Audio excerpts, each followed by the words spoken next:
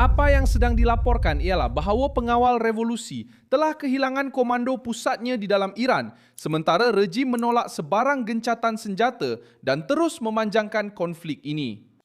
Hasilnya ialah satu senario huru-hara dengan ketua-ketua yang hilang, arahan yang bercanggah, dan serangan yang berterusan walaupun tanpa koordinasi yang jelas. Di peringkat atasan, apa yang berlaku adalah jelas. Struktur pusat komando pengawal revolusi di Teheran dikatakan telah runtuh selepas siri serangan yang mengenai kemudahan, pangkalan dan kepimpinan yang berkaitan dengan aparat tentera Iran. Mereka yang muncul di tengah-tengah krisis ini ialah ketua-ketua pengawal revolusi, komander wilayah mereka, Kementerian Luar Iran, Donald Trump, dan Marco Rubio. Dan juga Israel yang terus bekerjasama dengan Amerika Syarikat dalam usaha untuk menghancurkan keupayaan ketenteraan rejim tersebut.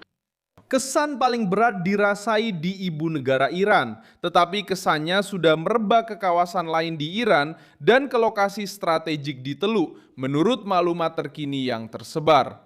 Dalam suasana perang ini, para pemimpin utama pengawal revolusi dikatakan tidak kelihatan dan juga tidak berkomunikasi dengan jelas. Dan mereka membiarkan komander tempatan dan serantau tanpa arahan yang jelas. Akibatnya, yang tinggal di lapangan hanyalah kumpulan-kumpulan kecil yang bertindak secara berselera, unit-unit yang bergerak secara berasingan, dan serangan-serangan yang terus berlaku walaupun tanpa kehadiran kepimpinan pusat yang jelas. Ini membantu menjelaskan mengapa rejim itu kelihatan semakin agresif dan pada masa yang sama semakin keliru. Di Teheran, kesannya sudah digambarkan sebagai berat. Kawasan-kawasan di ibu kota sekali lagi telah diserang. Kawasan kejiranan strategik merasai letupan baru dan bandar itu sekali lagi berada dalam suasana ketakutan. Pada masa yang sama, pos kawalan yang tersebar di seluruh bandar dan kawasan lain telah berubah bentuk. Pada mulanya ia tetap, kemudian dipindahkan ke terowong dan lokasi yang lebih terlindung. Sekarang, ia menjadi mudah alih dalam usaha terdesak untuk mengurangkan kerugian dan mengekalkan sebarang bentuk pengawasan dalaman. Ini menunjukkan bagaimana rejim itu cuba untuk terus hidup di tengah-tengah tekanan luar dan risiko perpecahan dari dalam.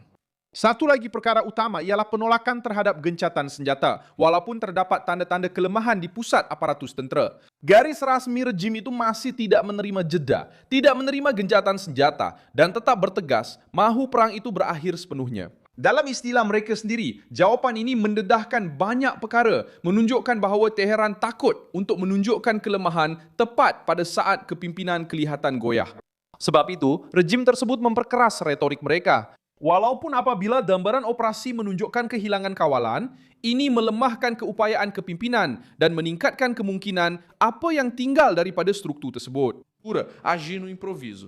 Pada masa yang sama, serangan Iran tidak berhenti. Terdapat tindakan baru terhadap sasaran di Teluk. Qatar melaporkan pemintasan peluru berpandu jelajah yang dilancarkan dari Iran dengan peluru ketiga mengenai sebuah kapal tangki minyak yang disewa oleh Qatar Energy. Tiada kematian dilaporkan. Terdapat juga sebutan mengenai serangan terhadap kemudahan perniagaan di Bahrain dan terhadap sebuah syarikat British di kawasan Erbil.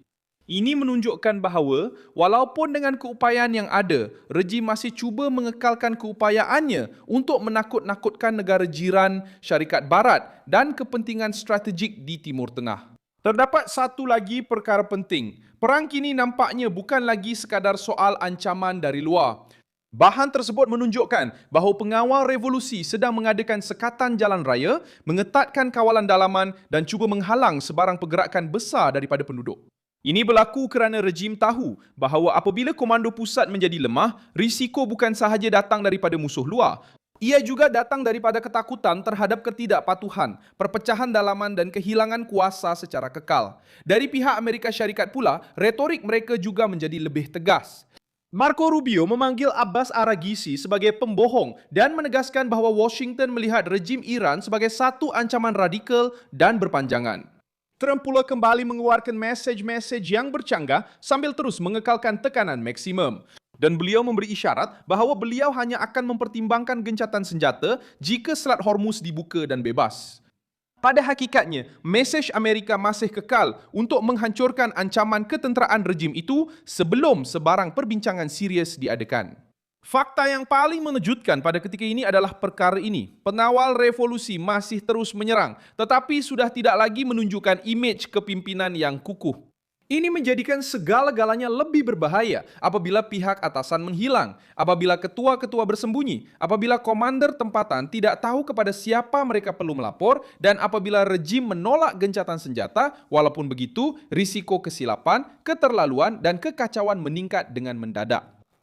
Gambaran yang terbentuk sekarang ialah sebuah rejim yang terluka, terdesak, dan semakin tidak dapat dijangka. Pengawal revolusi cuba mengekalkan peperangan terus berlangsung, tetapi apa yang dilaporkan ialah rantaian arahan pusat telah terputus dan penolakan terhadap gencatan senjata. Daripada kelihatan boleh dipercayai, ia semakin kedengaran seperti cerminan kuasa yang merasakan sedang kehilangan kawalan terhadap pusatnya sendiri.